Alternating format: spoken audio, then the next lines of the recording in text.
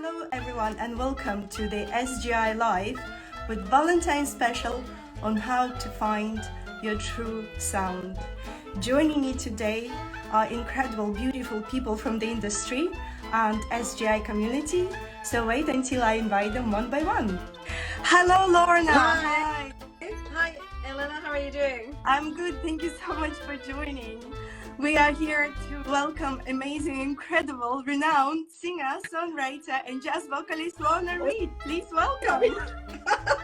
Oh, well, thank you very much. What a lovely introduction, and good to see you. To see you too. Thank you so much. I wanted to just kind of dig into it and introduce you and tell a little story to everybody how we met 7 years ago in Edinburgh. Is it 7 years? Is it? Wow, that's amazing. Yeah. I remember clear as day. I remember clear as day when we met. So me too. Around asking you to teach or something like that. Yeah, well, it was random, but it was lovely because you were just so, as you are now, just like sunshine and positivity. And you said, "Oh, listen, I'd love you to come along and do a jazz workshop with me." And I was like, "Oh, fantastic!" So. And that was just and you were so complimentary. So I mean, obviously, singer's ego, always nice to be told that somebody likes what you do. So yeah, and that was great, and it's fantastic to be catching up again. Because obviously you were living in Edinburgh at the time, and you're now miles away, aren't you? Somewhere. I know you. I'm in Cyprus, and it's been a long time since I actually visited Edinburgh. Indeed, yeah, and I miss you guys. And I know that you had some snow, right? Yeah. Well, I was lucky. I missed a lot of it. I was in Thailand actually for a month, so I missed most of the snow. But yeah, so back here to the kind of chilly climes. Yeah, and also I'm about to launch a new album, so this is kind of nice timing. Actually, I think this was partly why you asked me on as well. Exactly. It's nice to talk about Yes. that. Yeah. Yes, I was just about to say that Lorna has been stealing hearts, not just from Edinburgh and Scotland, but from all over the world with her 4 albums. And well, the 4th one is coming, right? And yeah. And it's going to be launched on the 1st of March, and it's going to be available on all platforms. And it's called "Let Me Tell You a Story." Yeah, right? I will tell your story. There's got a wee CD there. So yeah, it's going to be. We released in November. We released a single called "Sweet Baby Blues," and then we're going to be launching the full album in March. Of course, this is part of like the conversation about music. Is how do you launch music these days? Because there's so much music out there. So a lot of people are doing now is what's called the waterfall, where you release a number of singles and then you go to the album. But we've decided actually we're going to just do the one single, which we did, and then go to the full album. And then also maybe reverse engineer a little bit, because what we'll probably do is then do maybe videos to support different songs further down the line, if you know what I mean. So kind of give a focus on the different songs as we go, rather than keeping everything back, because God, it's like waiting for Christmas to open your presents at Christmas. It's like, I can't do it. So no, it's amazing because Baby Blues is your single from this new album, was already released, as I understand, in November, right? That's right. Yeah. And it's one of my most favorite songs, because I had a sneak peek of Lorna's album before it's released. Thank you, Lorna, so much for letting me listen to it. Oh, you like? I'm good. I'm glad you like it. Yeah, thank you very much. Thank you. You have so many famous names on the album as well, right? And shall we just name drop Jules Holland or? Well, I mean, we've got on some of the tracks, I've got Louise Clear's Marshall, and if Louise, she might be watching, who knows. She did send a little note to say, "Oh, listen, all the best for this session," actually. So she might be watching. And Louise Claire Marshall is in Jules Holland's band. So it was fantastic. She knows my producer, Boo Hourden. And so it was just fantastic to get her kind of doing backing vocal arrangements, and I call that arrangements because what she did was create the arrangements. So it's a part of the artistic process in Absolutely. itself, rather than just it's not just oohs. It's kind of putting in sort of textures and color and added kind of dimension, if you like, to the music. So thank you very much to Louise. And yeah, I mean, lots of fabulous musicians, people that I've played with for many years from Scotland. We've also got Gustav Lundgren from, well, he lives in Denmark, and he's a multi-instrumentalist. He's Swedish, but I think he lives in Denmark. I always get confused with that. And so he's on a number of tracks. We've got Angus Lyons, who's in a band called Blazing Fiddles on accordion, as well as people like Ewan Stevenson on piano, Konrad Wisniewski on sax, Jim Drummond on drums, just in case these guys are listening and go, oh, we did mention me, Neil Warden on guitar, and Weisenborn. And I'm thinking if I've missed anybody else there. So really fantastic lineup of musicians, and such a joy actually to work with these guys and gals. Fantastic. Yeah. You are so blessed with so many beautiful people surrounding your music universe, and such a joy to watch your process and your road, and how you actually travel. And this is exactly why we invited you today, because as we know, today is part of the Valentines weekend, and I hope you guys had a lovely time during this Valentine's weekend, and I hope you, Lorna, as well, had a beautiful time coming back from Thailand. Did you come back just on Valentine's, or was it on Friday? Yeah, Thursday night Thursday night, so just so before. my beloved did bring me some flowers on Valentine's Day, which is nice. Awesome. And actually, I think and I've got my sort of Valentine's, silky Valentine's shirt on. So just all for you. And so yeah, and it's nice to see. I can see a few friends on there watching as well, so they're probably thinking, oh, there she goes. Chat. So yeah, so it's an exciting time, and I know you've got other guests joining today as well. Yes. Welcome, Rina, to the show. Hi. Rina. Hi, thank you. Hello. Thank you so much for joining. You managed. We're still Thank waiting you for inviting. Here's Alex. And I remember when you joined SJI, you said, I love lots of people's voices, but I don't want to sound like any of them. I want to find my true, unique That's sound. correct. Yeah. Yes. I did say that. Tell us a little bit about your experience with SJI, and how do you go about finding your voice, and was it possible for you during this journey? Are you still on the way? It's still in the process. Exactly. I am on the way. It's a long-term work. I think it's not that simple. The question is simple, but the answer is not. I started maybe a little less than a year ago.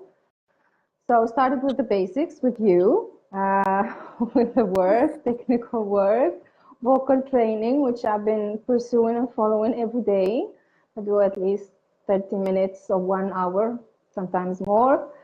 So yeah, I think that a lot of things has changed since then. I cannot be the judge of that, but it's a feeling.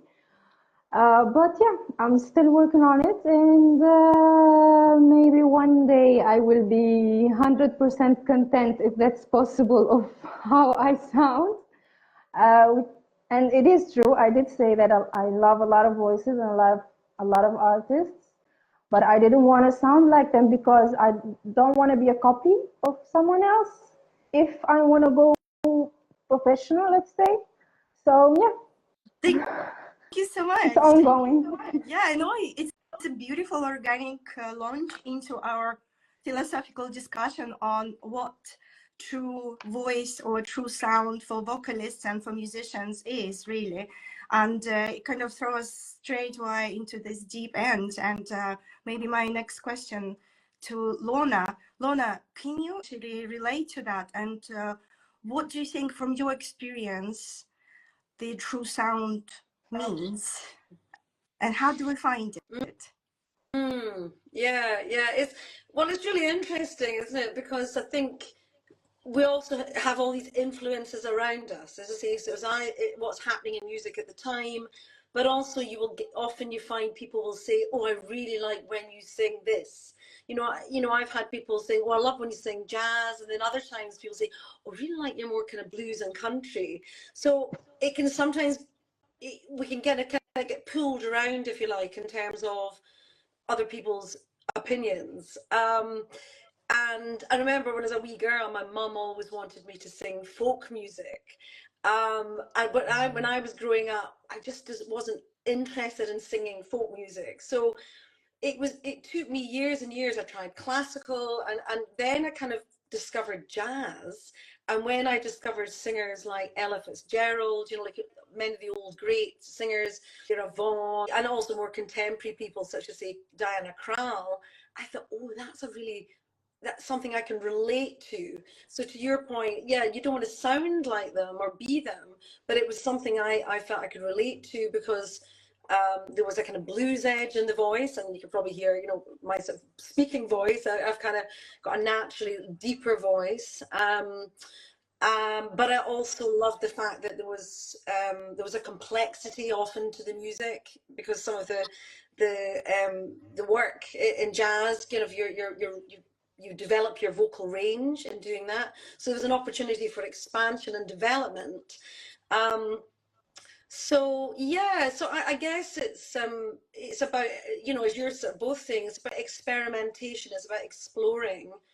Um, and I think working with your own voice and trying to gradually get comfortable with it. I mean, I spent, first recordings, I was like, I don't want to listen to that, because it can be a bit, you know.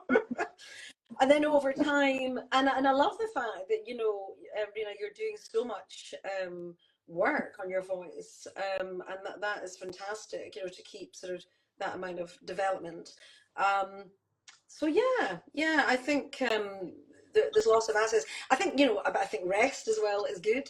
Sometimes take a rest as well, because sometimes when you take a rest and then come back, you reconnect in a different way with Mm-hmm. your voice.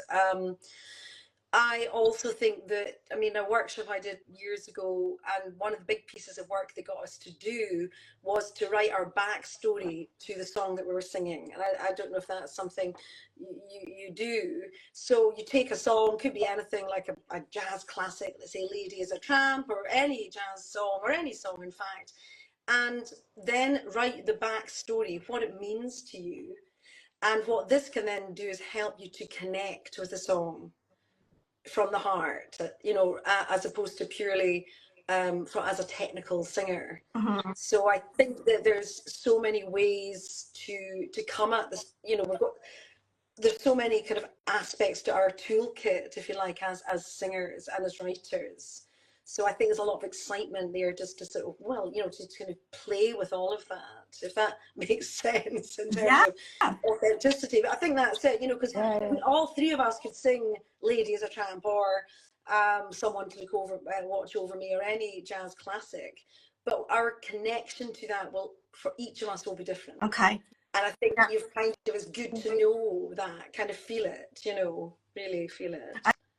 I think what you are saying is that you are basically, first of all, try to find what resonates with you, right? And that kind of represents already what's inside of your heart. Then you explore it. And if it's you, then it will basically be drawn to you and you will be drawn to it. And what you're saying is that you have to work on it and experiment with different angles until you are comfortable, right? Until you feel, okay, this is me, right?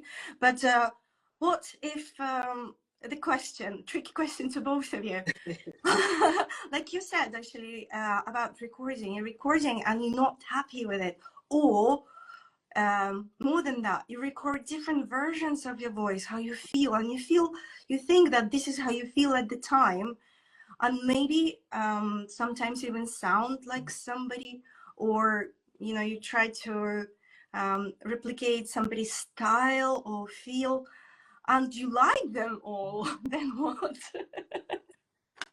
Then what do you do then? Lorna, what do you think? Or maybe Rina, do you have an answer for that? What do you think then? I don't know. It depends on the artist, I think. If you feel like it is your skin, then you should wear it. But if you feel like, okay, I've been a little bit cocky, or no, I intentionally did that because that sounded great for me, I don't think that you should wear it. So it depends on the artist, I believe. Okay. So Lorna, what do you think? Is that all about our moods and phases?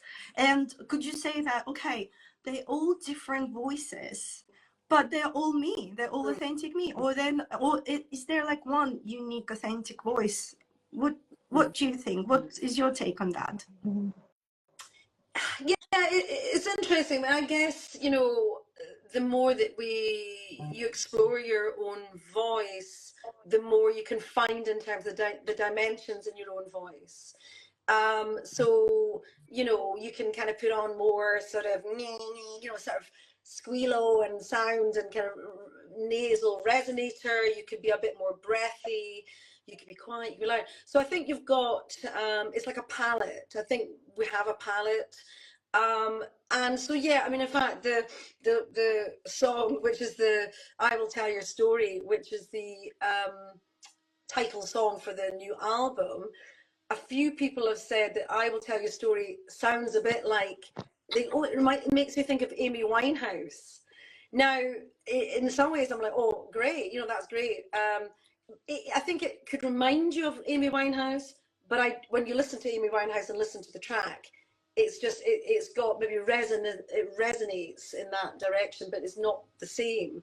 But I was a little bit like, oh gosh, is that going to be a problem? You know, because it's like I'm trying to sort of copy. But I think it can be a number of factors, because it could be in the instrumentation as well, the song, the style, and the slight approach. So yeah, I mean, I think play with it, you know, have fun, play with your voice, and try different things. Yeah, because there's lots of different textures, and they can all be you. You know, that's the other thing. I think, because as well, if we try to be too constrained, we put ourselves in a little box, and then everybody else wants to put us in a little box, and then we can't get out of our little box anymore. It's like, oh, you know, oh, get back. So keep playing, keep exploring. And I'd say that's a sort of a kind of principle for life, you know, a metaphor. Just keep pushing boundaries. Don't let people put you in your box, you know. That sounds like a great answer and great advice for all the vocalists out there who has this question. And sometimes, like you said, they have the same reaction as you did when they listen to themselves. This is not me, or this is not how I want to sound, or this is not, you know, the sound that I wanted to create. This is not my unique sound that I have in my head. And this is what actually my first producer said to me: you have to find your own sound. And you know what? 20 years later, I'm still singing the same. I was like, I already had my sound. What is he talking about? And looking back, I was like, well, this is my true sound. You know, this is how I sound. And lots of people recognize my voice. You know, like Norma, also Jean Martin, she was one of our artists on open mics and gigs, and then she was a visiting teacher in our workshop in London. And just recently she signed a deal with Universal, who dropped her, and she was very upset. And then somebody, like a DJ from Germany, picked her up and made her super famous, and her song Overdrive is everywhere. I was like, I can recognize that voice.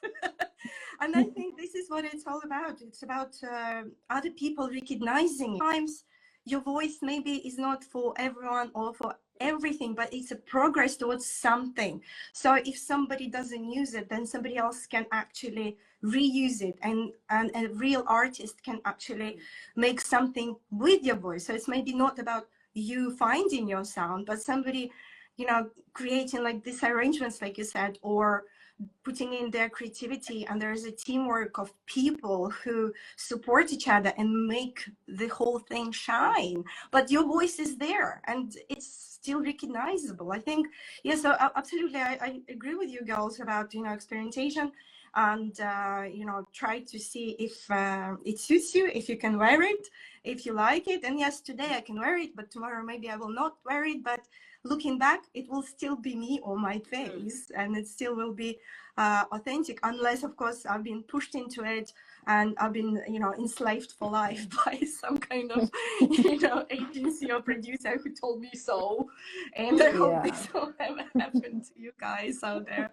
I hope it you will stand up for what you believe in. And I think it's very important to voice your needs, to be authentic. And even if you're working with producers or agencies or record labels or vocal coaches, I think it's very important to say what you personally like, what you personally stand for, and if it's reflecting exactly what you want to go for. And I think in your album, Lorna, like new album, for example, you cover so many different genres.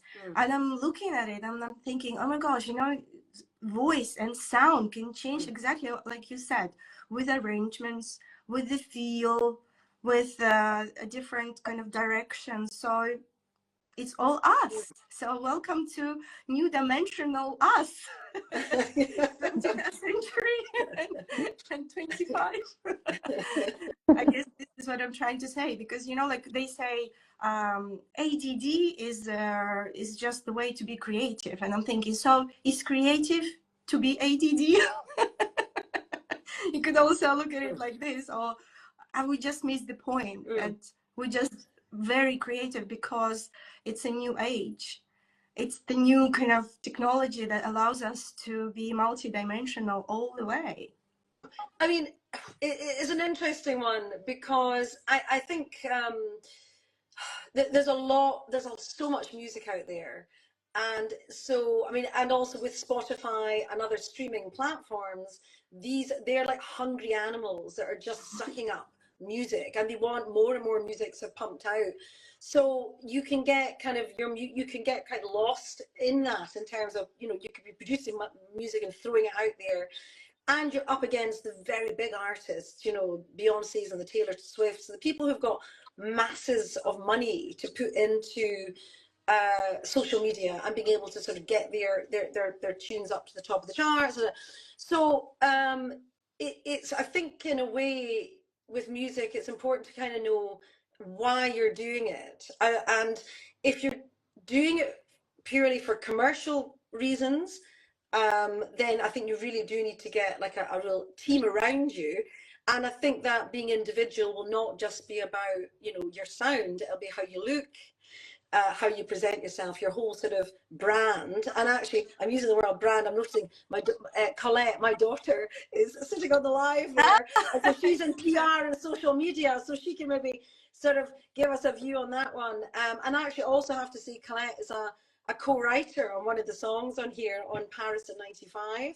So I should have mentioned that earlier. So I think, I guess if you're trying to be commercial, then I think it's about, really, you've got to do a lot more analysis of the whole industry and looking at where there's a space for you and your music. And on the other hand, as you say, you could just suddenly get picked up by a film, or, but I think you've got to sort of try and make sure your music gets out there to platforms where they can pick up for film syncing with Netflix or so on. But I think, but I think it's, why are you doing it? I think for me personally, it's lovely. I love it when people love my music, and I'm really excited about getting the new album out. But I know for me, it's fundamentally, it's about making music. It's about creativity. And to your point about ADD, and for me, the process of singing, and or the kind of the embodiment of music and singing and writing is an end in itself for me. It's not just about commercial success, if that makes sense. Yeah, absolutely. And it is all goes back to what you said earlier. It's about finding your true self. So your true voice is not just how you sound, but it's also how you look, how you present yourself, how you voice your opinion, how you voice what you stand for.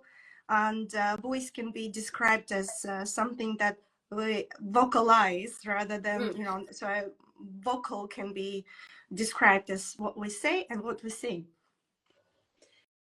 Right. Yeah. So there are lots of different things. And going back to your business on coaching, you said that people normally come to your coaching to actually find themselves, and this is how they also find their true voice. And absolutely agree about what you said in terms of singing for the sake of it. Because I think creativity is like an air. It needs to come out.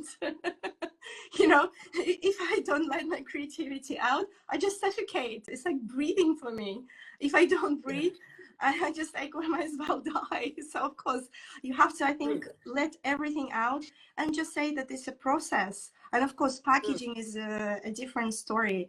And of course thumbs up to people who package us correctly and direct us in the right way. I think it's something else. But then again, if we are in agreement with that direction and with that path, I think it's super, super vital. And so, Sabrina, what do you think? If you have any input for that question, for that last question, do you think Yeah, that? actually, yeah, I actually agree with Luna when she said it all comes down to why you started singing or what it is that drove you there. Because music is a communication tool, at least for me. You communicate emotions, experiences, things maybe you went through, other people did not, whatever. But it also depends on why do you do it. If you do it for the money, the fame, the commercial stuff, then you can say whatever you want. But if you do it for the music, the connection is not easy. You need people that will believe in you, that will believe in your sound, that they will believe in whatever philosophy or message you are trying to get through. And you need to be true to yourself. So luck may play a role, but also hard work. Sorry, also hard work is a thing, you know, because there are a lot of artists that are making great music, fabulous. They're not famous. They're not making that tons of money or whatever. And some famous artists, they are making somewhat music, but they are there. So yeah, it depends on the why. It's a good Yeah. answer, and I hear you, girls. Honestly, is a great start, I think, to have your truth out there, to have your true sound, to be honest with yourself, to have your authentic, Exactly. and to know yourself, and actually be brave enough to show yourself, you know, from the side of you know, creative point of view in your music, in your voice.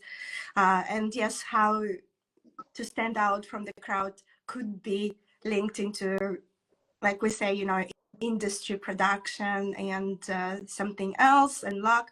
But I hope that this talk inspired you to just stay honest and be true to Yeah. yourself.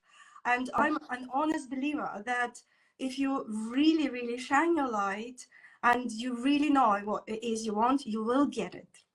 So I'm gonna wrap up on this kind of positive point note, and Yeah. also we'll have maybe a couple of minutes for our audience to join in and ask questions, unless you girls have any questions, unless you have any anything to say. And I can also see that Alex unfortunately couldn't join us today. He had some technical issues, so it's just girls power. Sorry, Alex. I'm really sorry. Oh, no, sorry, Alex. Next time. No, well, it's been lovely. I mean, it's really nice to have these conversations, and I think I think the why. In fact, I've been reading on holiday. I read this book, Ikigai. It's a Japanese concept, and it's all the core of the concept is about finding your purpose, but there's different dimensions to it. It's about what your skills and talents are, it also relates to kind of what the world kind of needs. And I definitely think the world needs love, Valentine's weekend, but I think we need music, artistry, and that divergent thinking. Do we, let's just kind of go with the flow, have fun, and connect as creatives. So I love I've really enjoyed the conversation from around the world. So it's really, really nice. So thanks for inviting me on. Thank you, Lorna, so much, and good luck with all your gigs. By the way, do you have any upcoming gigs or shows, or your website, lornareid.com? At lornareid.com is my music website, and honest-conversations.co.uk if anybody wants to look at that side of things. And then there's the gigs are on there. So I've got some jazz club gigs coming up. I've just got some fringe gigs for August sorted, Edinburgh Fringe, big music festival. So come along, come and travel over, come and see us. That festival, because I remember last time I visited you, you were playing for a huge venue and was sold out. I barely squeezed in at the end. Oh, that's in the Spiegel tent. Was it the Spiegel tent? Yeah. So I'll make sure that the dates are updated there. Yeah. Thank you so much. You're going to keep us updated about your future studies? I will. Yes, I will. School. I have a question. Yes. Which part is the most difficult? Is it the learning, let's say, journey? Because there are a lot of things to catch on. Or the part where you actually start producing, or let's say, putting your sound on original songs and go on, and which part is more challenging in terms of self-development as a musician? You mean professional development, right? Yeah. You have the first part where you learn technically or in theory what music is, the basis, etc., and then you go up to the next level, let's say, when you are starting to produce music and you're starting to put your sound on original songs that you want to sound like you. Like, which part is more challenging in terms of self-development? Well, to me personally, if I may answer quickly, it depends on the person. I haven't kind of taken so many artists through artist development and seeing their progress. Everybody taps into different types of energy, let's say, and it depends on what is natural to you. So if producing is natural to you, then you'll be like, oh, it's a piece of cake, and some people just go for it, and they even they're very good at just bashing some chords and recordings, and it's nothing for them. For others, it's like, how do I set up a studio? It took me 2 years to set up just a studio.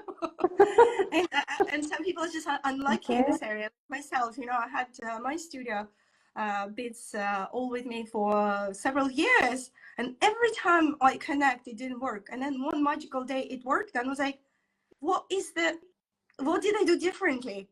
And sometimes I'm thinking maybe it's just luck, or maybe, no, seriously, the same cables, the same connection, the same everything. Sometimes it works, sometimes it doesn't. And if I'm not, into this kind of production professionally, then I'm panicking and I'm like, oh, probably, I'm doing something wrong, and I forget about it, right? But other people kind of, so savvy, and they're like, okay, this doesn't work, let's try this, and then it works for them magically. And they can actually, there are lots of producers who can also maybe auto-tune your voice so well that you don't even need to be a singer, and then you'll be like singer tomorrow. There are lots of things. Magic. Yeah, and maybe it's their thing, maybe it's their authentic thing to be overly produced. This is maybe their route, and nobody's there to judge. It's just whatever is right for you, I believe, is good for you, and you just have to kind of stand for it. But yeah, there are lots of supporting materials and people who can support you through any phase of your life. And I think it's important to find the right guide. So this is why, you know, sometimes what we do on SGI, we actually invite people to be assessed by a team of us if you want a fast track or if you want, you know, much faster development. And we can all have our own input, which is all, you know, kind of on the top of what you're already kind of doing. And it's like, you know, free of charge on the top of what you're doing. And it's something that you know, makes us unique and different from other platforms, I believe, because it's not everywhere where you would get you know, a team of people giving you valuable advice just in one lesson. And maybe this is what you need to look for in terms of production as well. Maybe you will find a team of people, not just one person, who can look at your production like Lorna did, you know, and she had lots of support from wonderful musicians. But you need to start building that community, and you need to be an open and honest person, I think, and you need just be out there and like you said, communicate with your voice, with your enthusiasm. And I love your enthusiasm, Sabrina. So I think you should just go for it and realize that different challenges will bring their own kind of curves, and there is always a way around it. And every challenge is good because it's a process. What do you think, Lorna? Mm-hmm. Oh yeah, no, lots of great advice in there. And as you say about building your community, because depending on the project that you want to do, you know, a different producers could be right for you, different musicians could be right for your project. So also, I mean, it depends if are you going to be writing, or do you write your own material already? Do you Yeah, write? You yeah. do, okay. So so that's fantastic. And is that something you're thinking about then, taking that your own material into recording? Yeah, I took some online lessons on how to write a song correctly. I did not It know was that. a This is free, news to me. yeah, I will tell you that. It's like a free thing on online on what to respect, the verses, etc., the story, na na na na na na. And I started writing some material. Some I'm happy about, some unfinished, some I don't know. Anyways, all from kind of personal experiences and personal emotions. You know, just to get into it a little bit more. Like, practicing, but it's just one part of the puzzle. It's not the whole puzzle. Yeah. So yeah. Did you know that we also teach songwriting, Sabrina? I would think that. I shouldn't have said that. It's my favorite subject. Okay. It's fun. It is It's fun. It's fun. so much fun. And I remember when I was first introduced to songwriting, it was in my college when I was like 15 or 16, and College of Performing Arts. They talked about syllables and the beat, you know, when they said 1, 2, 3, 4, and they said that the syllable can be actually spread out on all 4 beats, and sometimes it can be spread out on 2, and sometimes it's just Yeah. per beat. And I was like, okay, wait a second, this is a game changer. Yeah. And I remember this is my favorite kind of, you know, like first eye opener. And I thought, okay, now I'm writing. And then I just couldn't stop writing after that. Yeah. So Yeah, yeah. as soon as I started, I felt a little more connected to it because to the process, I mean, because you feel like you are not just using your voice, but you are also using a part of you in order to get there, like whatever it is, the goal, like the feeling, the story, the message, to whatever it is. So it made me feel a little bit more connected to write. Even maybe, I don't know if it would be published or not, but it helped me to feel more like a part of it. Amazing.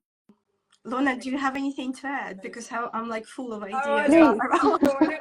yeah. Well, I guess first of all, fabulous that you're writing. Keep writing. And the other, I guess, one of the things I might say is an area for exploration is to, you know, work with your songs with different musicians, and because you know, if you take, or if you're writing a song with the piano, sometimes it's quite good step away from the piano and go and try it with guitar or just with a drum or something, because each instrument will give you different kind of vibes for the song. And so it can really help to sort of stay quite expansive in your work. If you want that, you might say, well, I actually want it to have a sit in a certain zone of instrumentation, but that would be my approach. We say, okay, let's try it this way. And I would say gig it as well. If you're gigging, No, gig your songs. not yet. Yeah. Well, that's it. So, you know, and don't shy from that. You know, just say, right, okay, I'm going to do one of my own songs. And then over time, you do your own songs and they become as real, if you like, to everybody, you and the audience and everybody around you. They become as real as the real songs, if you like, they're out there already. So that I would just say, just start performing them when you can and play with instrumentation, if that's useful. Think about it. Yeah. I think it's such a great advice, because I remember also when I first started, you know, playing with guitar and then piano, I had a stream of inspiration that kind of took me different places. And then I realized the power of inspiration. Like you say, you know, it brings out different things. I was like, okay, let's go to the art gallery next time. And right there, let's look at people and see what they can actually give me in terms of inspiration writing. Let's look at the newspaper like Bob Dylan did. And actually his new movie is coming up, right? Is it now in the UK about Bob Dylan? Oh yeah. I want to see what's he called? Timothy Chambly or something. Chalamet. What is he? What was it? I think Timothy Chalamet, the actor. Chalamet, that's yeah. it. Yeah. I'm not sure actually. I might have seen that. Have you seen it? I didn't see it. No, me too. I'm just like, I'm so mad about Bob Dylan and his way of writing. And his book Chronicles is actually something to look out for you, Irina, because he inspires you to write. And actually, one of his pages stood out to me once, and I wrote the whole song just based on his inspirational writing. And then for many years, I thought I stole his work. But then I was like, I'm not gonna look. I'm like, you know, I don't want to like be embarrassed about it or something. And then I was like, well, if I want to publish this, I need to look at it. So I opened that page. I remember the page because I wrote it down. There's nothing. What I wrote in the song was in that passage. I was like, how did I see that? So I thought maybe it's something between the lines. And it was amazing. Connected, you know, with you. This is what the brain can actually do for you. It plays tricks with you, and you think that, oh, you stole somebody's line, but actually you got inspired by somebody, and then or something, and something else comes out. So I think in terms of also, you know, true sound, what I also like to say is like your true recipe. For example, ingredients is there everywhere the same.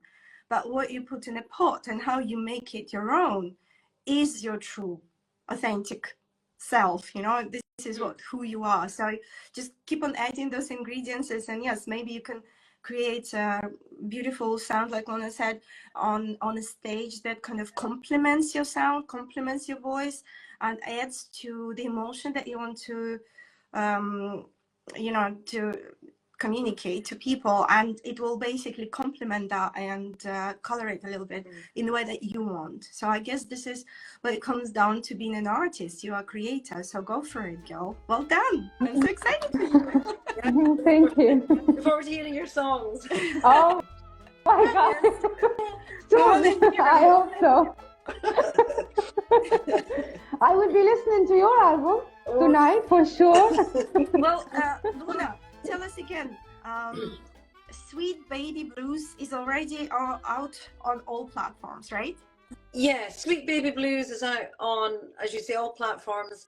And in the next, formally, the album launches on the 1st of March, but I'm going to put it up on Spotify, so in the next few days. Because as you know, it takes a few days for it to go up. So we're, you know, so I will tell your story, Lorna Reid, But certainly by the 1st of March, go and have a look in Spotify. But also you'll find Sweet Baby Blues, and also my previous album, Falling Like Dew, is already on there on Spotify. So feel free to go and have a little listen.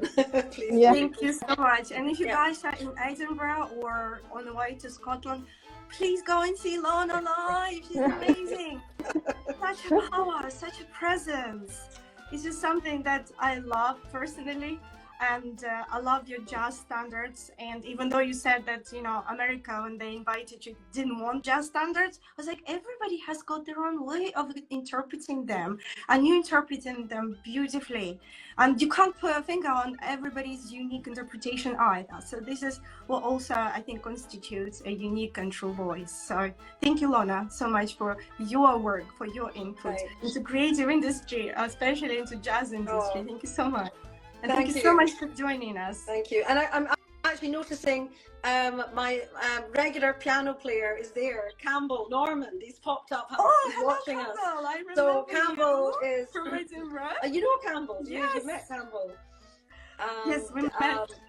Yeah, amazing piano player. So I've been playing with Campbell for years. So he's dropped in. Hello, Campbell. Thank you so much. And I think I also played All of Me with Campbell on one of the open mics in Edinburgh too, right? Is that correct?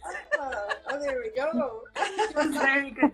Sure, he's blushing. He'll be blushing now behind the scenes.